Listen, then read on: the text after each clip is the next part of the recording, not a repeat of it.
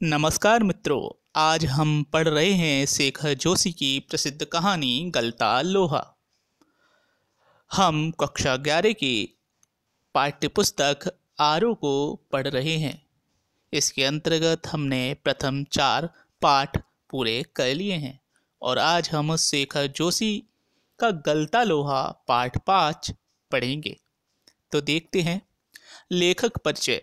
शेखर जोशी का जन्म उत्तरांचल के अल्मोड़ा में सन 1932 ईस्वी में हुआ। आपकी प्रारंभिक शिक्षा अल्मोड़ा में ही हुई। 20वीं सदी के छठे दशक सन 1955 ईस्वी के बाद हिंदी कहानी में नई कहानी आंदोलन नामक नया उठान देखने को मिलता है। इस समय एक साथ कई युवा कहानीकारों ने पीछे चलती आई कहानी लेखन की धारा से हटकर नई तरह की कहानियां लिखना शुरू की। इस आंदोलन के शिखर पुरुषों में से एक हैं शेखर जोशी। आपकी उपलब्धियों पर आपको पहल सम्मान से सम्मानित किया गया। आपकी रचनाएं कहानी संग्रह है, सभी बहुत ही प्रसिद्ध हैं, याद रखें।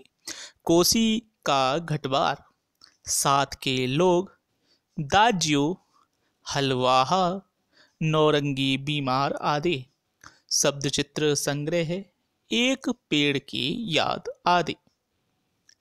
इनकी प्रसिद्ध कहानियां दुनिया भर की प्रमुख भाषाओं में अनुदित हो चुकी हैं।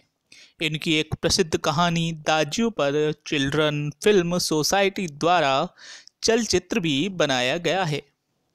आपका साहित्य परिचय देखते हैं। शेखर जोशी प्रगतिशील विचारधारा वाले लेखक हैं। समाज के मेहनतकश व सुविधाहीन वर्ग को कहानियों में आपने जगह दी है। समकालीन समाज की बारीक समझ आप रखते हैं। इसी कारण आपकी कहानियों में तात्कालीन जनजीवन व उनकी विडंबनाओं का एहसास किया जा सकता है। इसमें आपके प्रगतिशील जीवन के दृष्टिकोण व यथार्थ बोध का बड़ा योगदान रहा है। अब पाठ की ओर बढ़ते हैं। पाठ का सारांश पढ़ते हैं। कक्षा के अंतर्गत आप पाठ को विस्तार से पढ़ते हैं। हमारी यह आशा रहती है कि आप हमारा जो वीडियो हो उससे आप किसी भी पाठ को, उसके सारांश को आसानी से समझ सकें।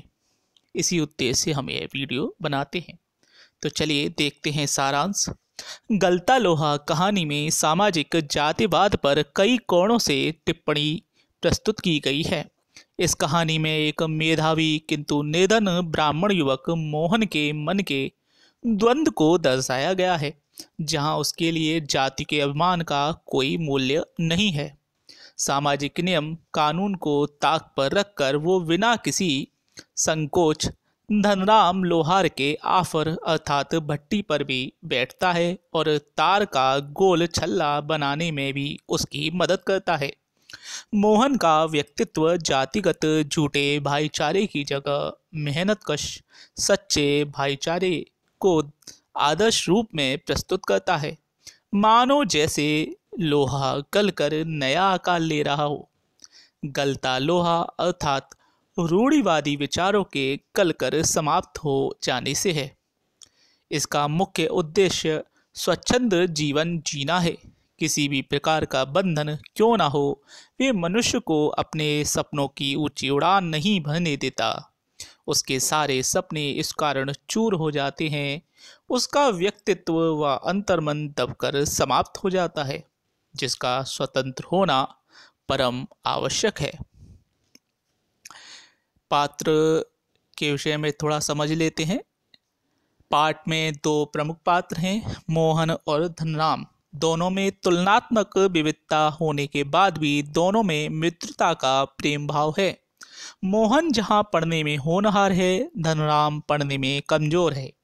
मोहन एक उच्च जाति का युवक है तो धनराम लोहार जाति का। मोहन के पिता जहां उसे उच्च शिक्षा दिलाना चाहते हैं, वहीं धनराम के पिता उसे पैतृक लोहार का काम ही करने को मजबूर करते हैं।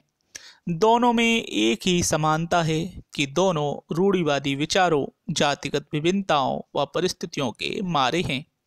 रमेश एक खलपात्र है। रमेश एक धूत पात्र है जो पुरोहित वंशीधर की जाति का ही है। वह मोहन को शहर ले जाता है, उससे नौकर जैसा व्यवहार करता है, उसे पढ़ने नहीं देता। वास्तव में वह मोहन के जीवन का सच्चा खलनायक है। कहानी पर आते हैं। मोहन के पिता वंशीधर पुरोहित थे। उन्हें एक यजमान के यहाँ रुद्री पाठ करने जाना था, परंतु स्वास्थ्य खराब होने से मोहन को वहाँ भेजना चाहते थे। मोहन अभी पुरोहिताई में पारंगत ना हो पाया था, इसलिए वहाँ जाने से मना कर देता है।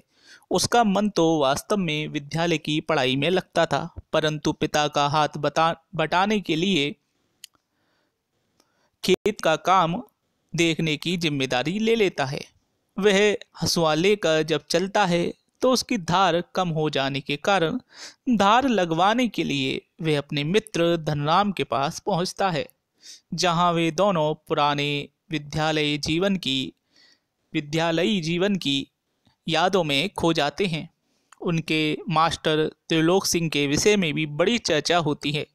मास्टर त्रिलोक सिंह मोहन को होशियार होने के कारण काफ़ी पसंद करते थे और धनराम के ना पढ़ने पर उसे खूब पीटते।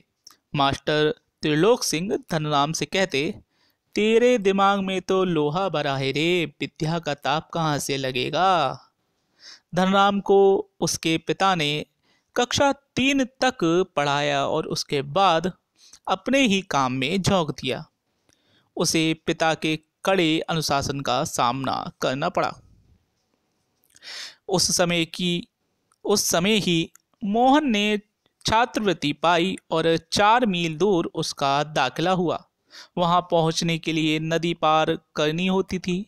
एक बार नदी में बाढ़ के दौरान मोहन मुश्किल से घर पहुंचा तो पिता ने उसे विद्यालय भेजना बंद कर दिया।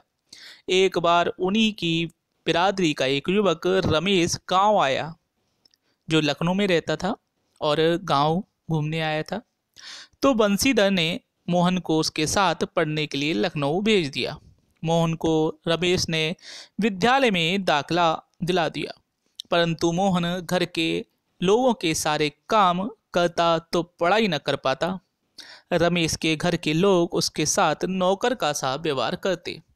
पास पड़ोस भी के जो लोग थे वह भी उससे कुछ न कुछ सामान मंगाते रहते। फलस्वरूप उसके अंक कम आने लगे। उसे विद्यालय से निकालकर एक तकनीकी विद्यालय में हाथ का काम सीखने के लिए भेज दिया गया। काम सीखने के बाद मोहन ने नौकरी की तलाश की, परंतु कहीं नौकरी नहीं मिली। कहीं नौकरी ना मिल पाई तो वह गांव लौट आया। उसने शहर में नौकरी के लिए सालों धक्के खाए थे, अतः लौटकर अपने पिता बंशीधर की खेती में हाथ बटाने लगा। मोहन और धनराम फिर यादों से निकलकर वास्तविक जीवन में आ गए। धनराम के पास ही मोहन एक छोटे कनस्तर पर जाकर बैठ गया और उसके काम को देखने लगा। धनराम लोहे के मोटे तार का एक गोल छल्ला बनाना चाह रहा था, पर अकेले वह यह कार्य नहीं कर पा रहा था। मोहन ने देखा तो उसका सहयोग करने लगा। मोहन को लोहार के काम में रुचि आती देख धनराम को बड़ा आश्चर्य हुआ। पुरोहित खानदान का युवक लोहार का काम कर रहा है, यह बड़ी हैरानी की बात थी। वास्तव में लोहा गल रहा था। तो यह था पाठ गलता लोहा। अब देखते हैं पाठ से हमने क्या जाना।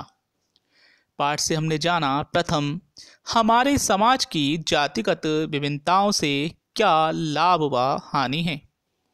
दूसरा, सामाजिक नियम व बंधनों में बंधकर जीना व्यक्ति के लिए कितना मुश्किल है। तीसरा, सामाजिक नियमों व बंधनों से मुक्ति कैसे पाएं। और चौथा, हम अपने व्यक्तित्व को कैसे निखार सकते हैं। तो यह था आपका channel CBSE Hindi with Mathura Das, और आज हमने पढ़ा शेखर जोशी की प्रसिद्ध कहानी गलता लोहा। इसी के साथ हम विदा लेते हैं। आपको हमारा वीडियो कैसा लगा ज़रूर बताएं। आगे फिर मिलते हैं अगले पाठ के साथ। तब तक के लिए दीजिए विदा। धन्यवाद।